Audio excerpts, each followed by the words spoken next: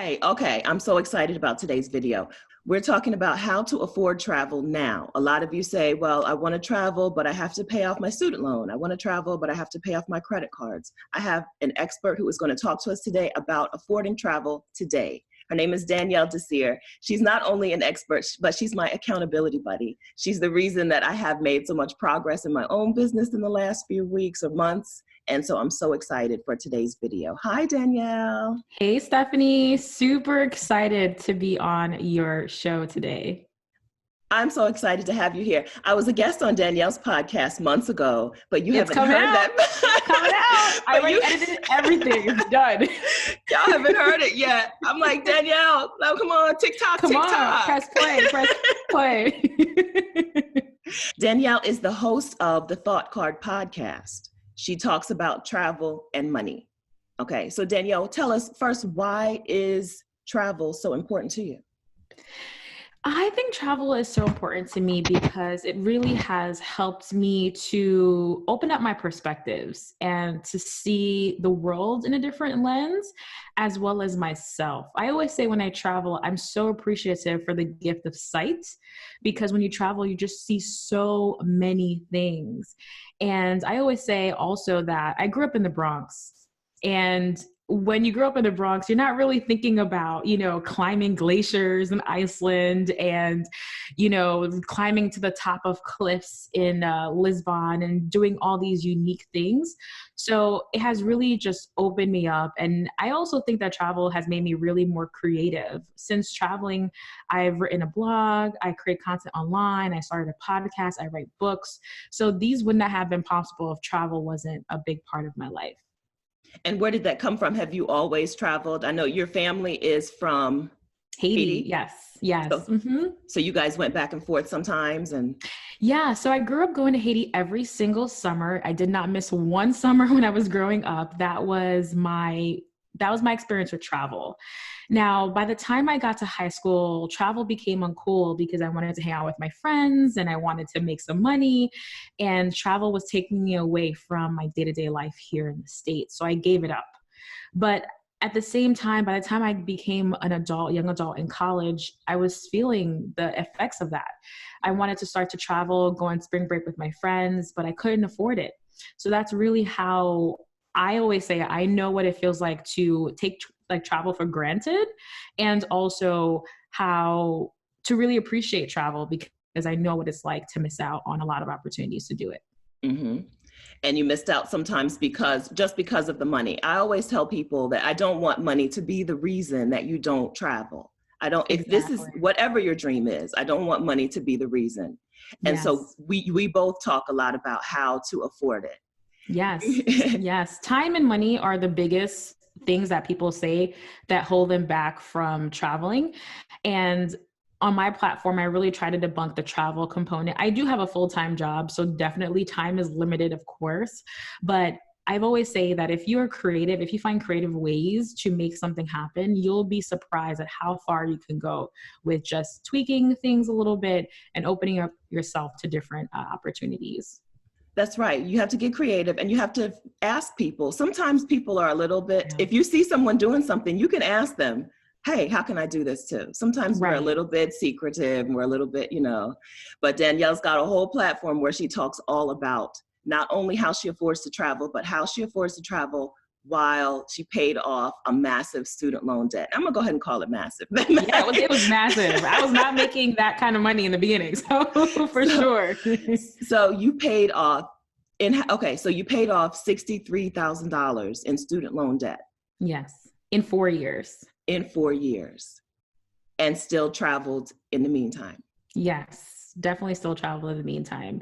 So this is around 2013, 2014 is when I graduated from grad school. I think 2013, I graduated from grad school. And I want to take it back a little bit, because for me, the big part of travel that really made me realize, like, okay, when I get a big girl job, I really need to make this a priority in my life, is I wanted to study abroad in Paris for a summer, and the finances came up as an issue. My financial aid package was not going to cover it, and the out-of-pocket expense was $10,000. So I go to my mom and say, Mom, it's $10,000. I would love to do this. And she was like, we'll make it work. I'll figure out a way. But the backstory is that we were in the Great Recession. And my mom was losing her home at the time. And I just could not pull myself away from the fact that I would be taking money that she doesn't even have yet. She doesn't even have this money to pay for her mortgage. And here I am gallivanting in Paris. So I made a decision to table that dream. But I said to myself, I am going to make travel a priority once and for all as soon as I get my big girl job. So that's really having that intentionality and knowing from the jump that travel will be a part of my life was a big impetus for me. Now, when I got out of graduate school, I had $63,000 student loan debt. At the time, I was like Tommy from Martin. I had no job. I had no plan. And I was just so in shock that I had accumulated so much debt. I accumulated $20,000 in undergrad and $43,000 in graduate school. And one day, I don't know what made me figure out what the daily interest rate was for my student loan. And I figured out it was $10.10. No. And I was so angry. I was like, what? Every single day I was paying $10.10 on a massive amount of debt. I had no job and the clock was ticking every single day. So that really got me angry. I felt swindled. I felt like tricked. I felt tricked and I had no plan. So I always say, if you're looking for a motivation, I think it's really important to have something that motivates you to pay off debt, motivates you to want to travel. For me, the debt payoff started by figuring out that 1010 was ridiculous. And I wanted that to go down as quickly as possible. So that's really how I started that journey of wanting to pay off my debt. I'm shocked at that $10 a day. Yes. I'm shocked at that. I can't, and there are people with hundreds of thousands of dollars in student loan debt, $200,000 in student loan debt. I can't imagine. Oh, that's shocking. All right. So, okay. So it starts with a plan. So the word budget is like the kind of word that it just makes people cringe. But everybody is operating on some sort of budget, right? It's just a matter of whether your budget is working for you or if you're working for the budget. Right, right. So let's talk about how somebody can set up a budget that makes travel a priority. Yes. So I know that a lot of people have this like phobia of the word budget. They don't want to dig into their finances. They don't want to create a budget. But I like to think of a budget as simply a plan. It's simply a saving plans. And in my book, Affording Travel, I compare my budget to Google Maps. It's really helping to navigate where you're going. With your budget, you can say, okay, I have a huge roadblock. I can't go this direction. Let me pivot. Let me figure out a different way to make this possible. So I highly encourage people to shift their mindset and think of a budget as really just a plan. And guess what? This is a plan that you set up for yourself. Nobody else made these numbers. You made the plan for yourself so you can really determine what you want to focus on. Number two, with a budget, I like to use zero-based budgeting because I like to just make math very, very simple, which means that all I do is take my income minus my expenses, all of my expenses, including my savings too. And at the end, I should have $0 at the end. That means that every dollar that I earn has a job. It's either going to go to pay off a bill, it's going to be saved, it's going to be invested, it's going to be given to charity. Every dollar I earn has a job, which means at the end of the month, everything should net to zero, which makes things super, super simple. There's a lot of different budgeting methods out there, but I found that way to be just the easiest way for me to get focused and for me to know where everything is going. That's right. Every dollar has a job. So when I was saving up people ask me all the time, how did I save up $14,000 to travel? I was a pharmacy technician. I made just over $20 an hour. And I just sat down and got real about the money, the numbers. Every dollar that I was making was being spent or saved or blown somewhere already. Right. So there was already a budget happening. It just wasn't a good budget. It was just a budget that didn't work. It didn't match my priorities. So I sat down and I wrote out where's money going? And I looked at where the money was going and said, okay, now how can I divert some of this money to my trip? That's a budget, right? It's not, you don't need to have some complicated system. It's just a matter of when I make this money, this is where this money is going. Exactly. And it brings you a lot of clarity. You know, okay, here is the original plan of what I want to do. Things will definitely shift and change over the course of time, but having that clarity really keeps you on track. And having that clarity also means that you can prioritize what's important. So for me and you, I know as well, travel is a very big priority of what we do. So making sure that those funds are there first and foremost is like essential. I always say that if I did not include travel as a line item in my budget, I would not be able to travel because it'll be blown on different things. You know, there's just a million and one things competing for our priorities every single day. So that budget can really keep you in line and have a plan. Okay, so a lot of people do have travel as a priority, but they have it as a priority for themselves after, like after whatever, after the debt is paid off, after I retire, which you know I can't stand. I can't stand that I'm going to wait until I'm 65 to start traveling, or after whatever a certain thing is. You're part of a movement online that's called Financial Independence / Retire Early. Right. Right. So this is a whole movement of people who are saying, I'm working towards financial independence and I want to retire by, X. I want to retire by 35 or 40. And so these people are working to get massive amounts of money, I guess, and to get multiple streams of income. And a lot of those people are like delaying all of the good parts of life, I think, right? Delaying the fun, delaying the enjoyment, until they hit this number goal and, are financially independent. Okay. But you're part of the FIRE movement, but you're still living. Yeah.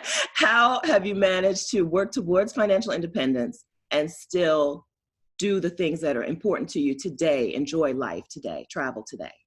Yes. So I think what makes me different is that I am a multifaceted saver, which means that I am saving for multiple things at the same time. And it's because I want to be able to hit all these different things in a timely manner. So let's take it back to when I was paying off my student loan debt. I was living with my mom for that 4-year period, and it was a huge sacrifice, especially in your early 20s. You want to live your best life out there, being a young chicken. And I could not do certain things because I was, on the confines of living at home with mom. But at the same time, I looked ahead, a little bit ahead, and I said to myself, if I pay off the student loan debt, I don't want to be at the end of that journey, looking around at what's next for me.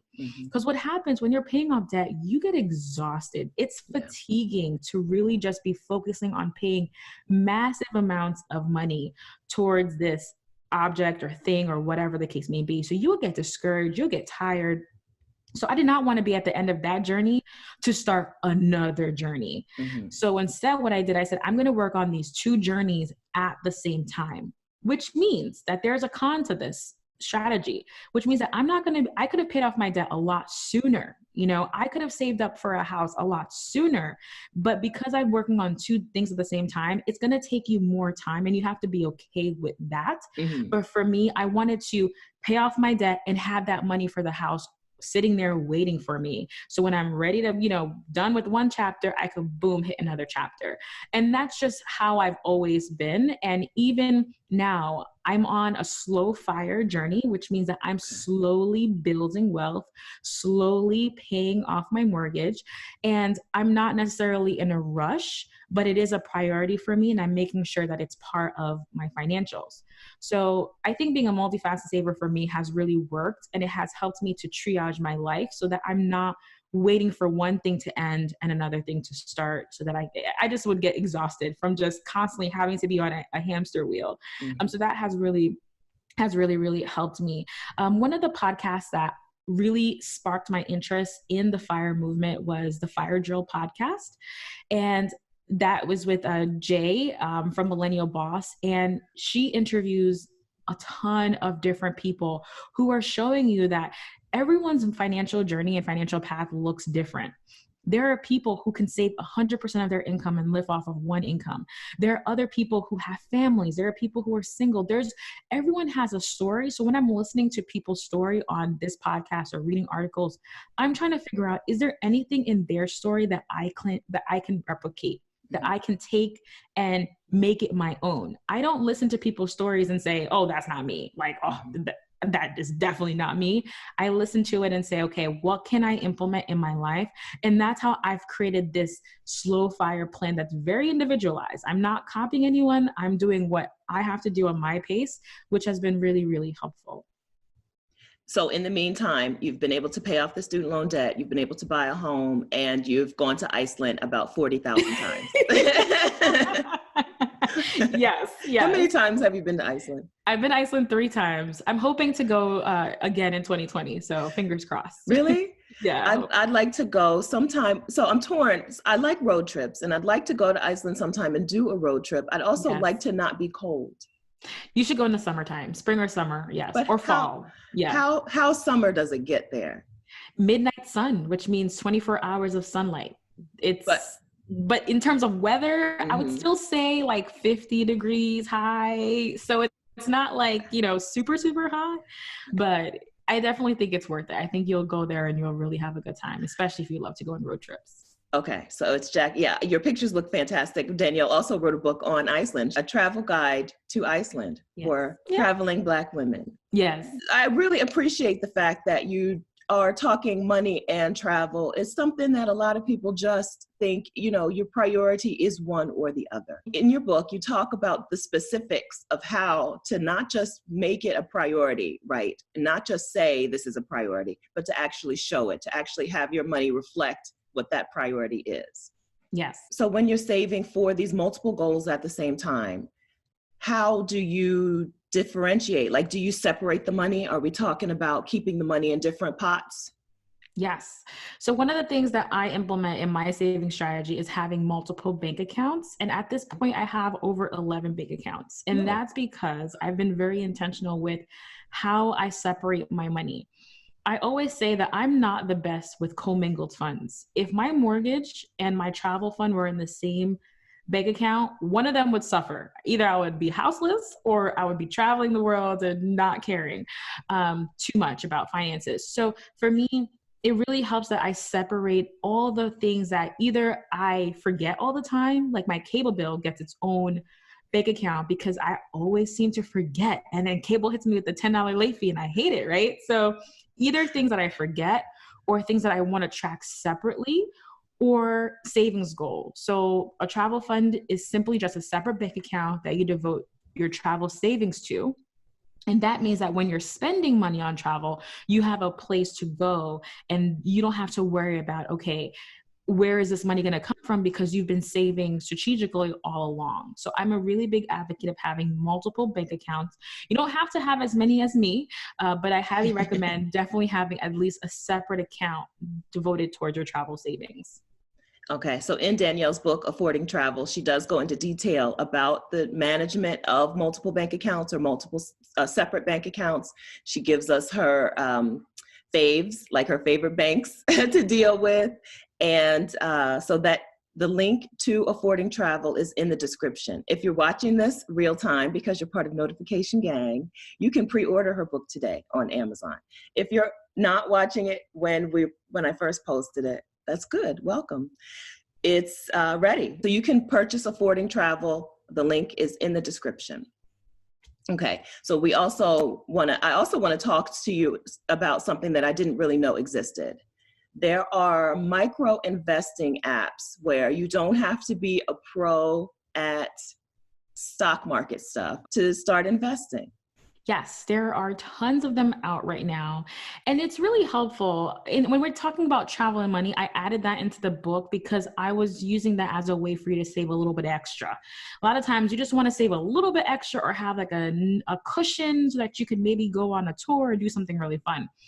But in personal finance, a lot of people use these apps as a way to invest money.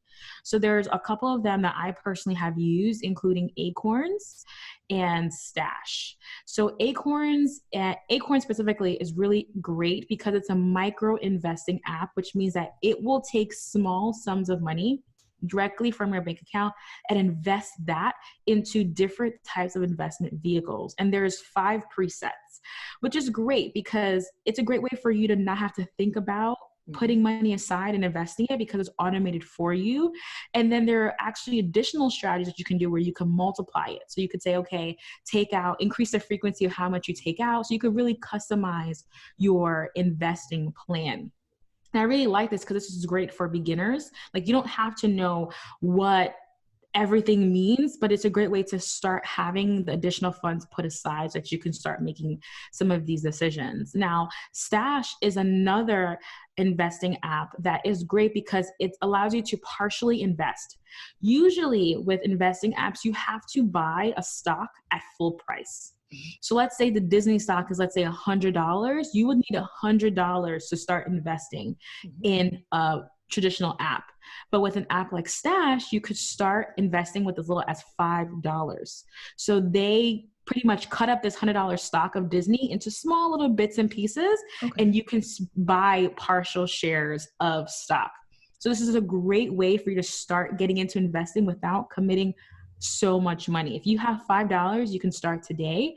And it's just a great way to just mimic what the real stock market is doing without having to have all the funds right there.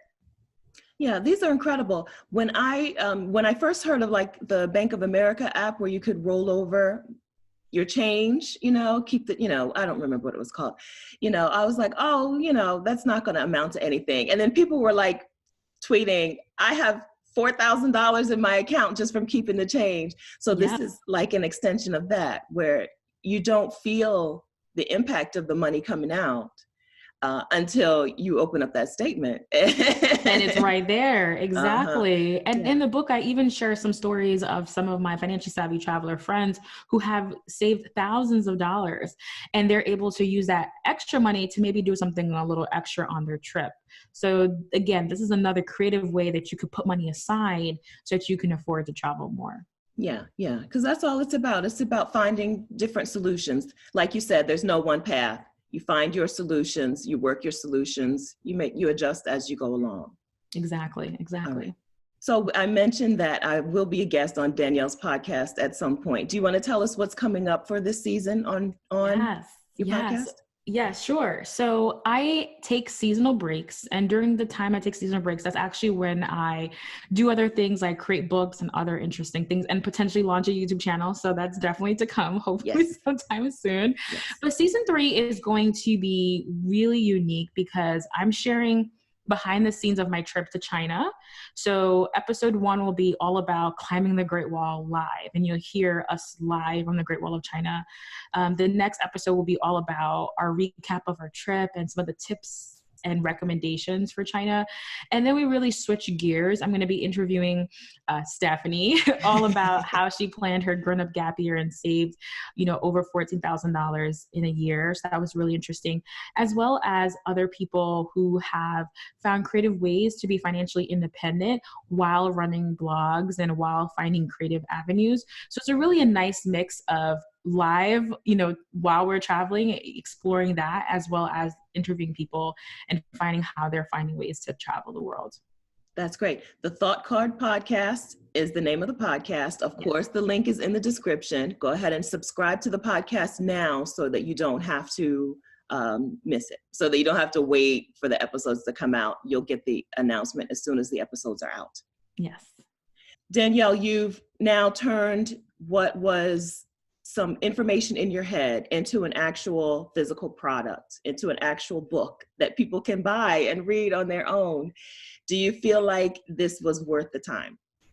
Yes, absolutely. I definitely feel like being an author and writing books is now my jam. It's definitely a big part of who I am and the kind of content I create. And I prefer it way more than courses, way more than webinars, all the other stuff. Like, I prefer that method. So it's definitely been great. And also, like, again, I had all the skills I needed as a blogger to be an author. I just need to take a little bit of a jump, but it's definitely been a wonderful journey and something that I will continue to do in the future. Oh, Danielle, tell everybody where to follow Yeah, you. you can follow. Yeah, sure thing, sure thing. So, yes, you can follow me over at the Thought Card on social media. I am at the Thought Card on Facebook, Instagram, and Twitter. I also have an affordable travel finance blog, thoughtcard.com, where I talk about all about affording travel, paying off debt, and building wealth. And if you prefer the podcast version, you could head over to the Thought Card podcast on anywhere you listen to podcasts. If anyone is interested and they consider themselves a financially savvy traveler and want to hang out with like-minded people, head over to my Facebook group, Financially Savvy Travelers. And that is where I share interesting information I find on the web, as well as what I'm doing and all my new projects. Yes, I'm in that Facebook group. Yes, Financially Savvy Travelers. Of course, link is down there. All right. Thanks so much, Danielle. Thank you, Stephanie. It We'll was see you a next time. pleasure. Yes. Bye. Bye.